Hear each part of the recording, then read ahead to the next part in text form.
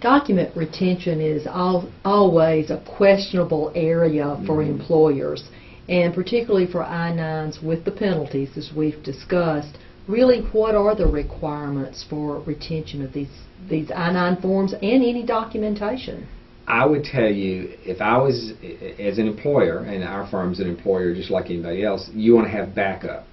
You want to probably have the paper I-9 forms in the one folder we were talking about in a locked cabinet. I would also be scanning my I-9s in electronically to have a backup. Say maybe I get an ICE officer coming for an audit, and I want to produce copies of the I-9 forms. I want to have a backup copy to make sure that I can locate them in a short time notice, especially if I've got multiple locations, and I just want to have a backup. I don't want to depend on that one file and not be able to find it. So, in fact, you are able to scan and load these in a computer. That does not violate any Privacy Act or any parts of this law. Not a bit. You do have certain requirements. Let's talk about the retention requirement. And this is kind of a nice little form to help you understand. You have to retain an I-9 form for 3 years from the date it was filled out, completed, or from 1 year after the employee leaves you, whichever is longer. Say somebody has worked for me for 6 months. I've got to retain that I-9 form for 2 years and 6 months after they leave my employment. Say if they worked for me for 4 years, I've got to retain that I-9 for 1 year after they left my employment. Does that?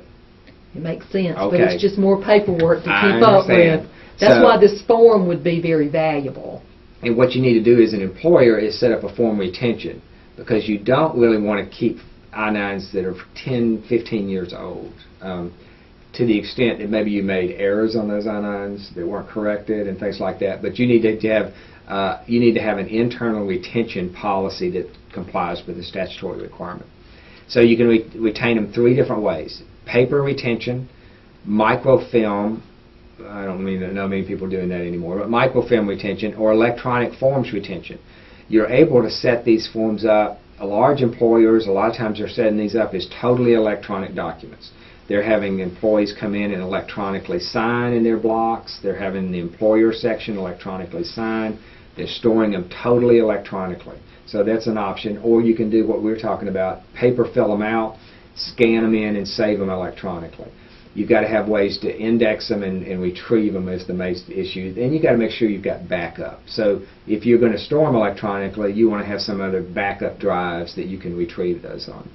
And that's just a good. But you can store them all, at least three different ways. So as I was talking about, reasonable controls to ensure the integrity, the accuracy, and the reliability. Reasonable controls designed to prevent and detect unauthorized or accidental creation of, or addition or alteration. You want to make sure they can't be altered, that they're static documents. An inspection and quality assurance program that regularly evaluates the